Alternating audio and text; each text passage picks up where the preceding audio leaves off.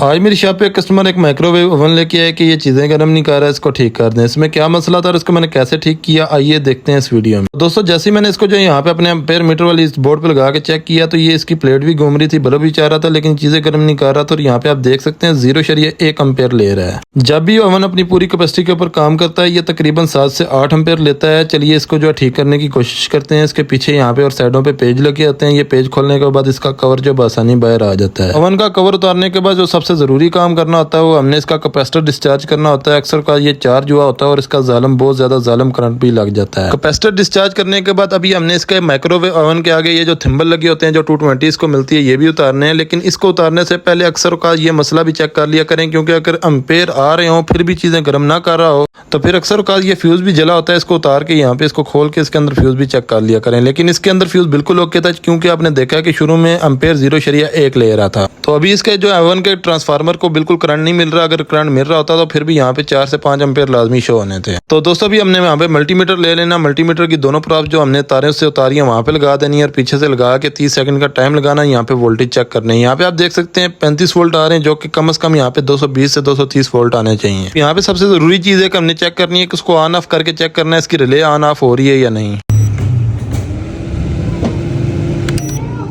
तो दोस्तों यहाँ पे भी एक रिले ऑन ऑफ हो रही है, दूसरी रिले ऑन ऑफ नहीं हो रही। तो अब यहाँ पे हमने इसका जो सीरीज पे लगा के पहले यहाँ पे ऊपर रिले के 2 पॉइंट्स हैं, इनको आपस में शॉर्ट कर देना है। यहाँ पे जैसे ही हमने इसको शॉर्ट किया तो ये बल्ब ऑन हो गया।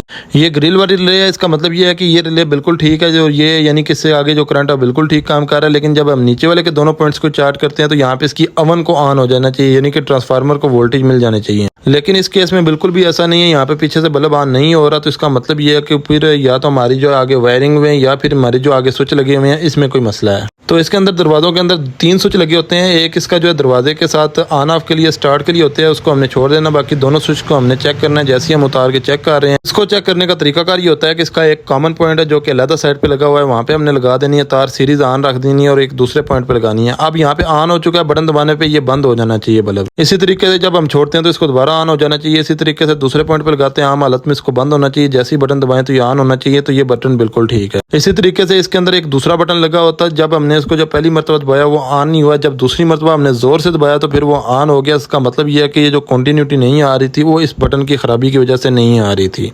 तो जब हमने इसको जो है जोर से दबाया तो ये बिल्कुल ठीक हो चुका था। फिर हमने ये बटन दोबारा लगा दिया, उसके बावजूद ये ओवन काम नहीं कर रहा था। लेकिन इस मरतबा जब हम इसके रिले के दोनों पॉइंट्स को शॉर्ट करते थे तो पीछे से बल्ब ऑन हो जाता था। इसका मतलब ये था कि अब इसकी रिले ऑन नहीं हो रही, आगे सारा मैकेनिकल सिस्टम ओके हो चुका है। तो चलें अभी इसको जो खोल देते हैं। यहाँ पे इसका पेज हमने खोल लिया। उसके बाद पेज खोलने के बाद ये थिम्बल हमने उतार लेने। ये तारें जिस तरीके से हमने उतारनी है सेम एज इट इज इसमें दोबारा भी हमने लगानी है। उसके बाद इसका जो है कवर को साइड पे कर लेते हैं। यहाँ पे 4 स्क्रू लगे होते हैं। ये चारों स्क्रू खोल के इसकी रिले उतार के चेक कर लेनी होती है। अक्सर का इसकी रिले खराब हो जाती है, जिसकी वजह से ये जो ऑपरेट नहीं हो पाता। बाकी रिले को उतारने का और चेक करने का तरीकाकार ये होता है कि इसके यहाँ पे टांके हमने उतार देने हैं। इसके साथ कि हम नई रिले भी लगा सकते हैं, लेकिन रिले लगाने से पहले हमने पुरानी रिले को चेक भी करना है। चेक करने का तरीकाकार ये होता है कि रिले के ऊपर 2 पॉइंट होते हैं, पीछे सीरीज बल्ब हमने लगा देना और यहाँ पे 12 वोल्ट इसको देने हैं जो रिले के अपोजिट पॉइंट पे होते हैं। यानी कि यहाँ पे आप देख सकते हैं ये जो एक साइड पे पॉइंट होते हैं उसके ऊपर कॉइल बनी होती है, यहाँ पे हमने लगाना है। जैसे ही हम इसको 12 वोल्ट देते हैं तो ये ऑन हो जाती है। इसका मतलब ये है कि रिले हमारी बिल्कुल ओके है। तो बेसिकली दोस्तों इसमें मसला इसके सर्किट का था, इसके रिले के ऊपर करंट नहीं आ रहा था। ये थोड़ा सा मसला इसलिए हमने आपको नहीं दिखा सके कि वीडियो बहुत ज़्यादा लंबी हो जाती है और थोड़ा सा ये टेक्निकल फॉल्ट था।